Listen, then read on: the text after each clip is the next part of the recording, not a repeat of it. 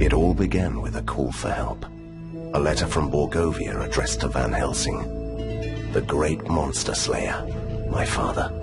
He doesn't take cases anymore, but I am a hunter too. So I set off on a journey with Lady Katarina, my remarkable companion. I'm an expert on the supernatural, and I seem to be drawn to it. Occasionally events get out of control, and then we have to leave in quite a hurry. Sometimes it's Katarina's fault. She can be quite reckless at times. Still, she always helps me save the day. And she also happens to be a ghost. My father rescued her from Borgovia, and she has been bound to serve our family ever since. Katarina often complains about it, but I think she really likes the thrill of the adventure. She is a charming soul, but she also has a darker side. Good. It comes in helpful when I'm in danger. Somewhere along the way, we slowly learned to work together. And finally, in the cold rain of Venice, we became a team. The last leg of the journey was by sea. Apart from the Kraken, the pirates, and the storms, it was mostly uneventful. I had time to ponder my mission. Once Borgovia was a dark place where monsters lived. Long ago, my father defeated the immortal kings, created a peace treaty, and entrusted the land to some enlightened individuals. What could have happened there? What could be even more frightening than the reign of monsters? The closer we drew to Borgovia, the more confusing the rumors became. The land behind the Thunderhead Mountains was wrapped in mystery. As our carriage approached the mountain pass, I had a sense of foreboding. It didn't really surprise me when I heard an explosion. The adventure has just begun.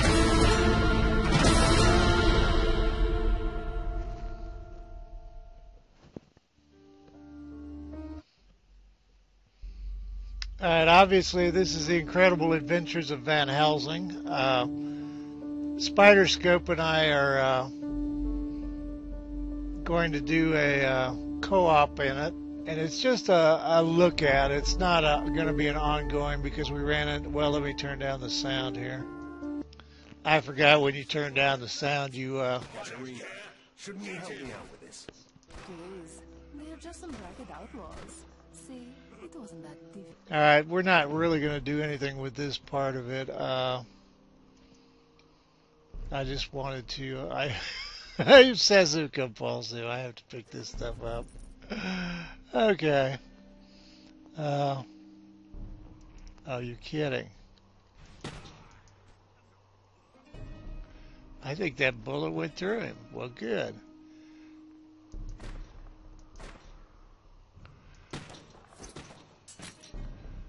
Now, Katarina's set on melee, which doesn't really matter at this point. Or I assume she is.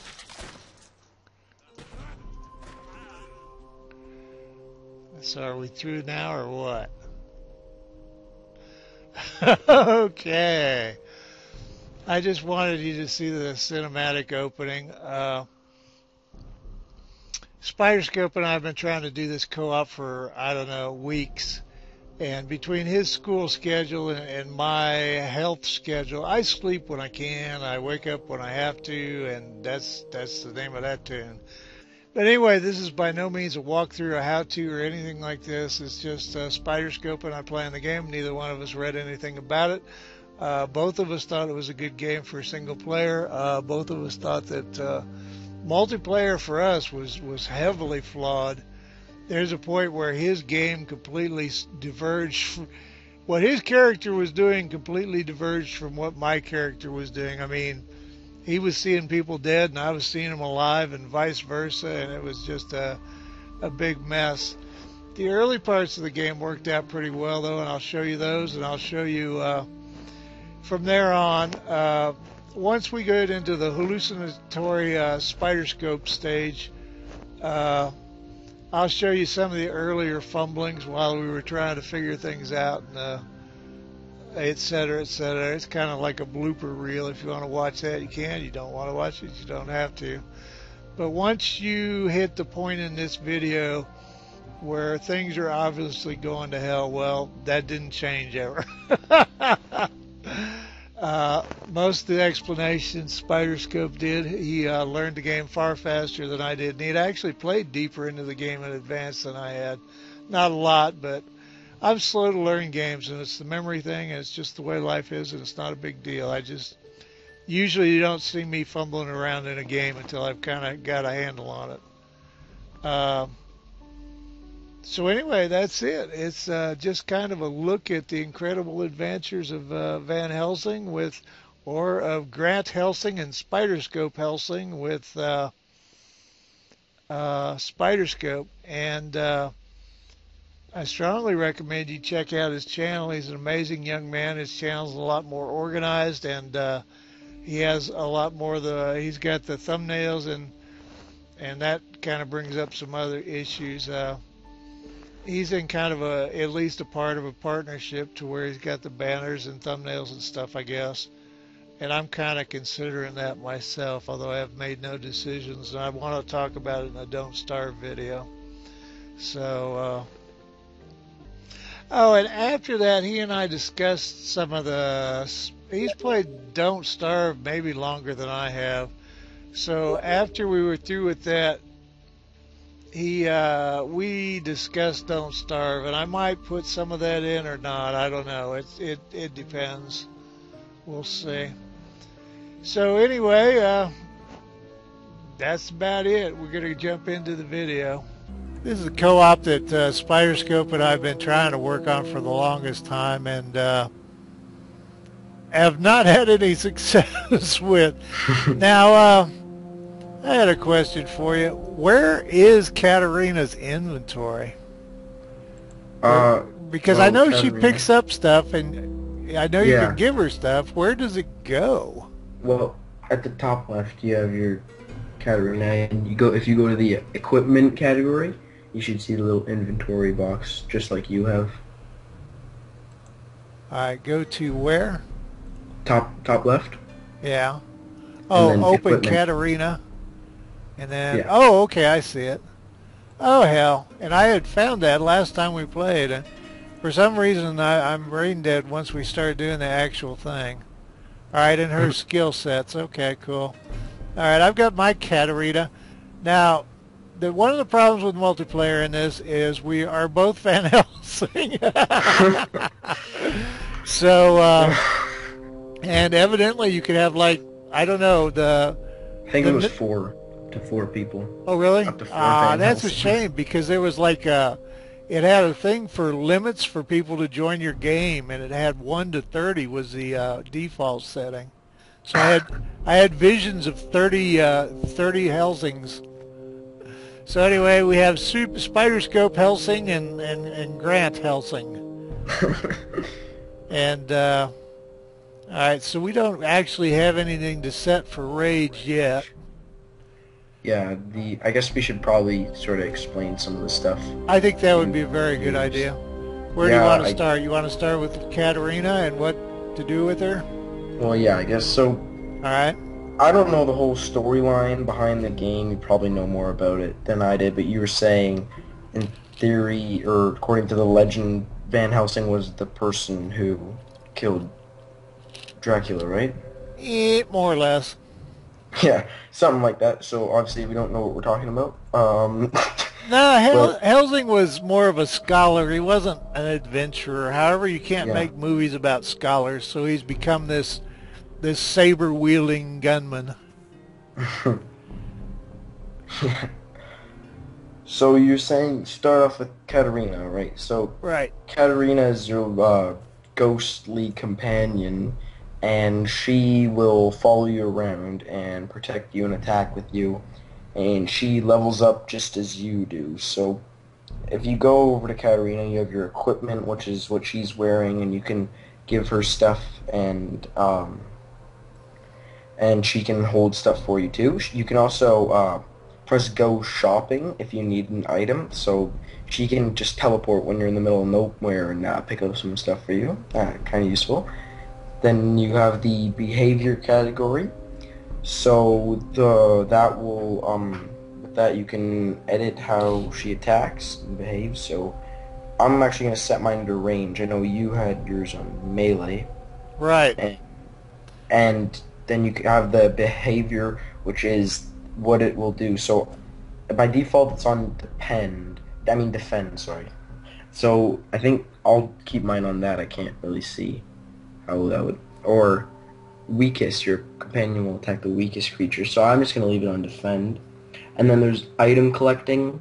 I'll just check all of that off, and what that will do is she'll pick up any items she sees on the ground, and then you have the skills, which is similar to what you have in the bottom right, so I guess you can pull up both skills things. And then for skills you have all of your melee and your ranged and tricks and auras, which I guess... Hold on a second. I was playing with her how many things to buy. Now, where were we? All right. Yeah, I'm showing skills. inventory now. We're not characters. Are we in characters sheet, or are you in skills? Actually, I went can to do skills. both. All right. Yeah. Skills. Go ahead. So, right, for skills, now, you got the melee and the ranged options here.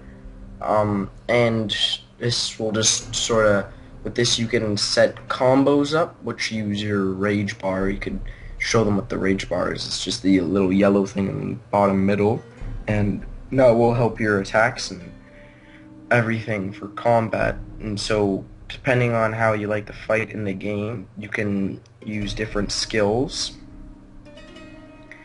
for both ranged and melee. I don't know. I like to do most of my stuff with the ranged aspect. I don't know what you prefer. And then you have your inventory, which is obviously where you store all your items. Your perks, which are kind of interesting. When your reputation goes up, you can get more perks, and the perks stay permanently, and they will give you abilities, again, depending on how you like to attack in the game. So there's a lot of options depending on how you like to play it. And then you have your journal and your map. Your journal is for the objectives, which basically guide you on the storyline, and yeah, map, which is pretty obvious. I wound up in a big fight in one of mine and forgot to turn that down. Now, character sheet. I just wanted to bring mouse over everything. Body is physical condition. Dexterity is hand-eye coordination. Ranged, obviously. Willpower, occult spells. And there's, if you look at the controls, this gets pretty complex. There's all kinds of spells and things he can do down the road. Mm-hmm. Resistances, damage to elementals, resistance to poison. Now, SpiderScope and I are just kind of taking a look at this. We've had some problems. We're not sure how far we'll be able to continue. We tend to glitch out at the town.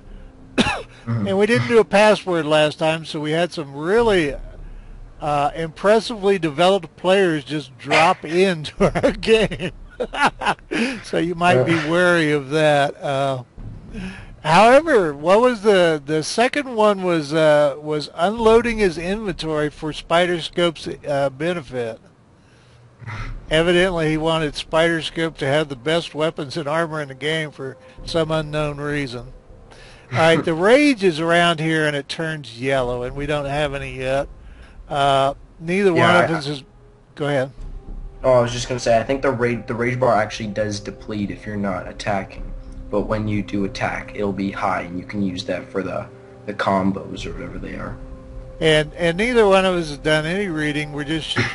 What happened was SpiderScope mentioned a co-op with me, and I don't have a strong desire to return to Minecraft.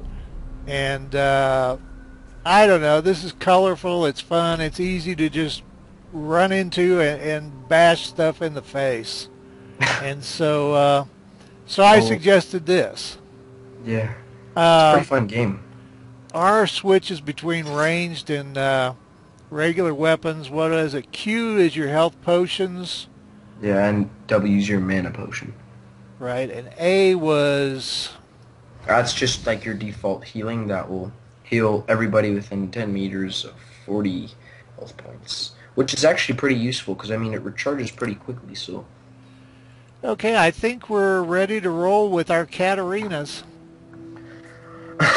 All right, you can lead the way. A likely story.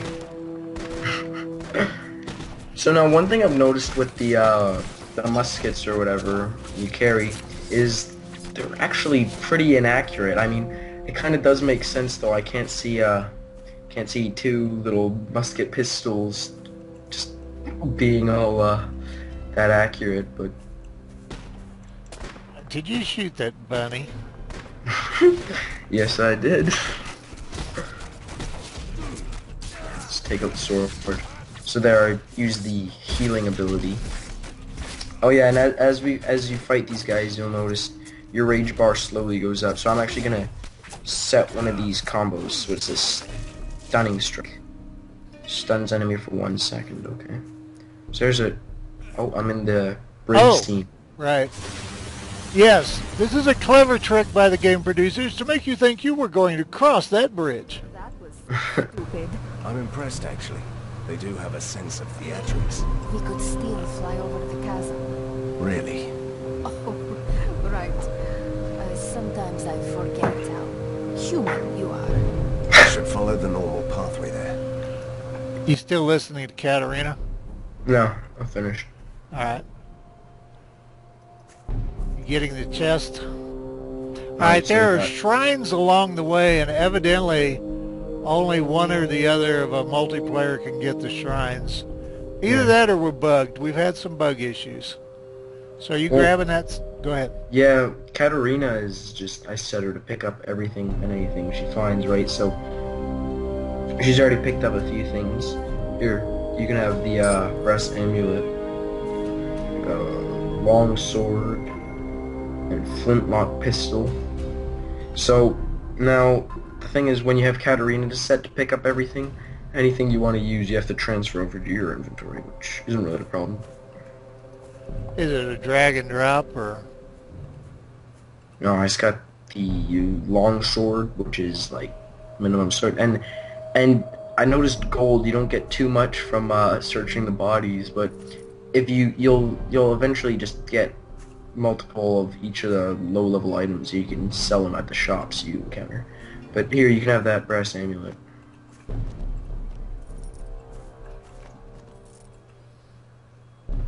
Hold on a second, I'm figuring out how to do the...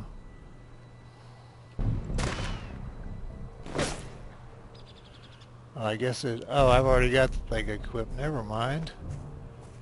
Okay. I'm ready when you are. Alright, let's go.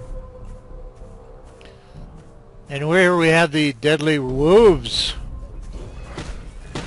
Uh-oh. And here we have the unintended melee.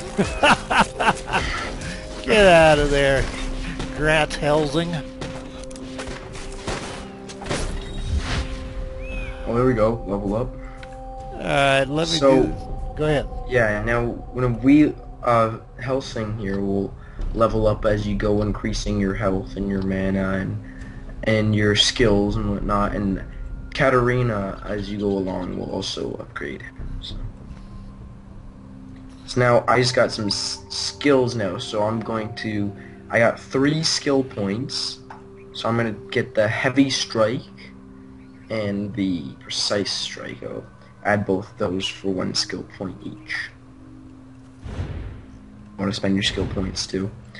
I mean, obviously, this game, as you progress into the game, the monsters and whatever you fight do obviously get a lot stronger, so you really have to pay attention to the perks and whatever you get, because, I mean, if you fall behind, then you may find yourself in a sticky situation with tougher mobs. Or if you advance too quickly. There's a bridge up ahead, and if you just dash across it, you get really busy really fast.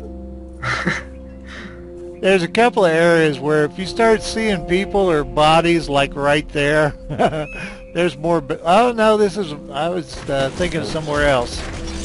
Oh, yeah, the musket guys. Yeah. There seems to be a relationship between the size of the bad guys and what they did to you.